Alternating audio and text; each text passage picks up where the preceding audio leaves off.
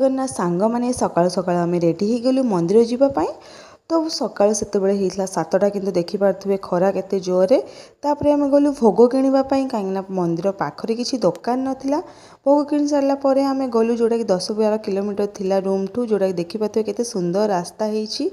तापर आम जा पहुँची गलु मंदिर रे। तांकर तो मानसिक थिला से नड़िया बाड़े। तापर आम भगवान को पूजा कलु। आसला बेले देखिलु सत्यामा गछ, जोटा कि मुझे पूरा खुशी रे ताकू डेई उठिकी पूरा तोड़बार लगिली। आउ 3टा सत्यामा भी नहीं कि घर को आसली।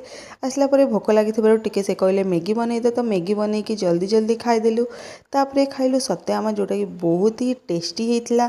तब लंच टाइम हो खाइलु भात, भेंडी गोटा, साग, बैगण आलू झोल आउ मिक्सचर। तापर देखिपे केते जोरे वर्षा पवन आसला, तो से मते कहले टिके कॉफी बना, तो कॉफी बिस्किट खाइलु। भल लगे निश्चित सब्सक्राइब करे। Thank you.